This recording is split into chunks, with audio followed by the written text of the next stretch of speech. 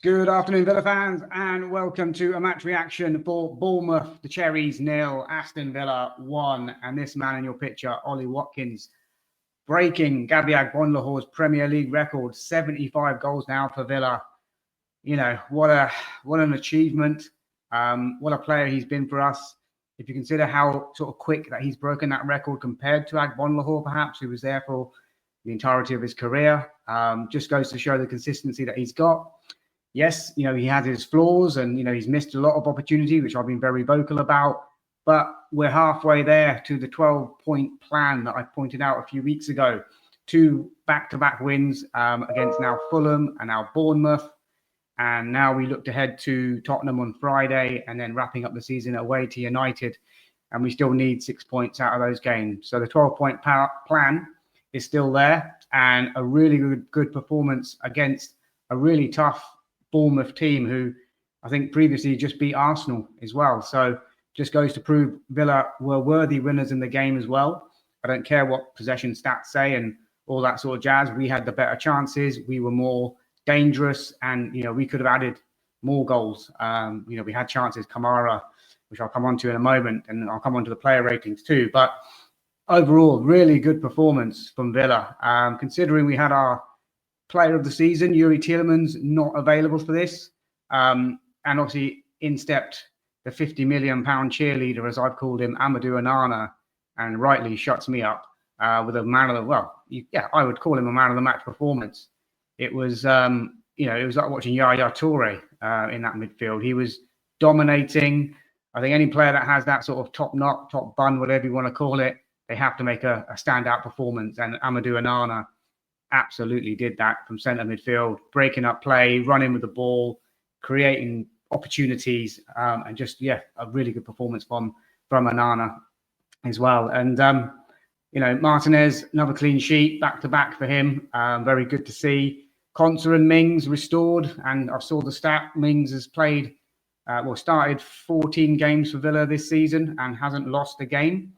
So we continue that streak, even though Mings did come off for Pau Torres in the second half. But that defensive partnership, we need to see that in the last 2 games as well. If, you know, if superstition is anything to go by, just put Konsa and Mings at the back. You know, I think against Tottenham and United. So, yeah, credit to them. Matty Cash has obviously come in for a lot of scrutiny from people. I thought he was really good again.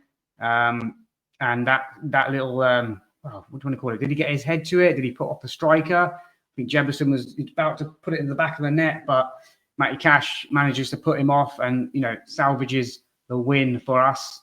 And then obviously Jacob Ramsey getting his first red card of his career, which was a bit of a, it's unnecessary as well. I mean, the first half he picked up his yellow card for, you know, he was brought down, and then it was his reaction to it. And you just felt like, you know, didn't need to react that way and get himself a yellow card. And then the second yellow card, Brooks is, you know, I don't think he's going to get away from Ramsey, but he sort of, you know, nudges the ball in front, and Ramsey just sort of holds him back, clips him a little bit, I suppose. And it's a second yellow card, and Ramsey is absolutely stunned. And that's with 10 minutes to go as well. And you're just thinking, you know, Villa, just hold on. But, and we did.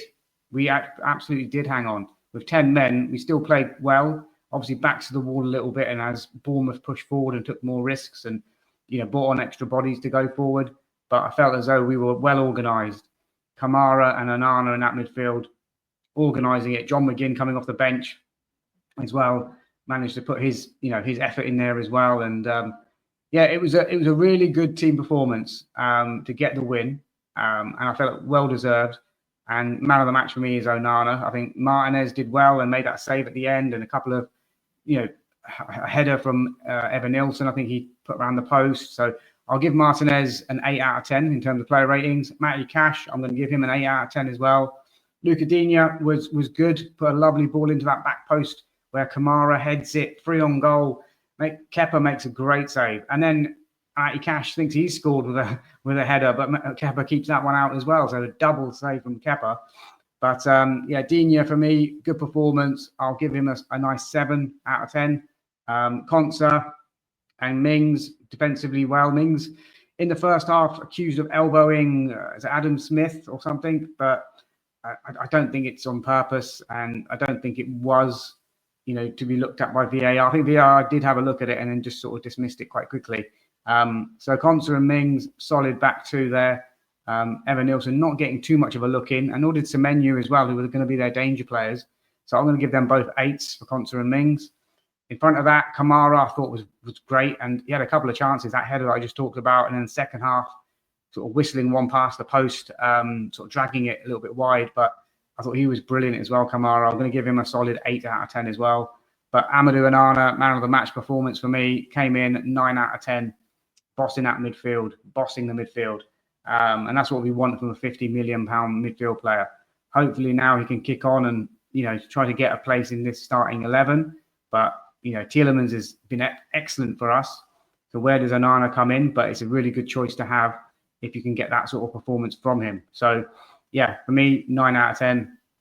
Ahead of that, Asensio hitting the post in the first half, was picking up little pockets of play and doing well, but not anything amazing. I'm going to give him a solid 7. But he did well, nice, neat touches.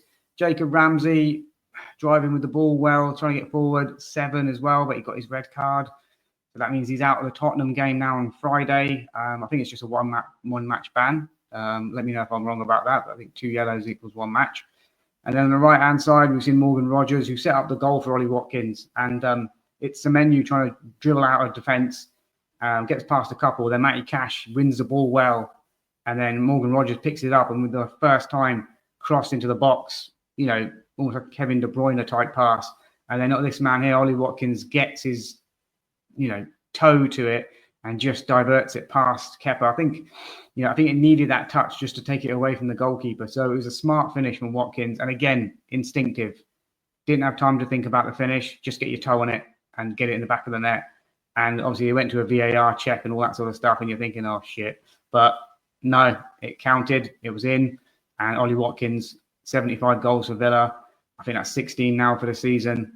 Hopefully he can end the season with a couple more goals against Spurs and Man United as well, and maybe get to 20. Who knows? So yeah, Morgan Rogers doing well. Not his best game, and I still want to see him in the 10. I'm going to go for him for a 7 out of 10. And then Ollie Watkins, obviously breaking the record. Played well, ran the line well. I'll give him a solid 7 as well. I thought he did all right. But then, I thought the subs that we had, John McGinn on the bench coming on, was good. We had Ian Martin coming on. Obviously, this one we're down to 10 men, sort of helping out Luca Digne there as well. Pau Torres came on for Mings. Trying to think of any others that came on. Did Ross Barkley come on? I can't remember now. But yeah, it was a really good performance against a tough Bournemouth team. And now we march on to Friday against Tottenham. I'm going to be watching the game whilst on holiday in Egypt. So very much looking forward to catching the game and hopefully celebrating 3 points and jumping into a lovely swimming pool on holiday as well. But yeah, guys, I won't keep this video too long, nice and short. I've got some last minute packing to do. So yeah, until the next video, guys, which will be a match reaction video to the Tottenham game coming from Egypt. Maybe I'll get the pyramids in the background or something, because I'm due to go out to Cairo. 42 degrees, bloody hell. Okay. But anyway, guys, until the next one, like, subscribe, and I will catch you on a match reaction for the Tottenham game. Hopefully we make it 9 out of 12 and we're on the march to Champions League. Obviously, other teams around us are playing each other as well. Chelsea obviously lost yesterday, and Forest were held by Leicester.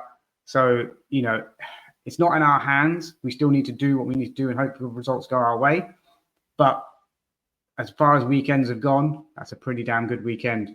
A 1-0 win, Chelsea losing, Forest drawing, Arsenal drawing, as well, and Man City as well to Southampton. So, yeah, as far as weekends go, pretty good weekend. So hopefully Friday, Villa Park, make the noise. I'll be watching and supporting from Egypt. Until then, up the Villa.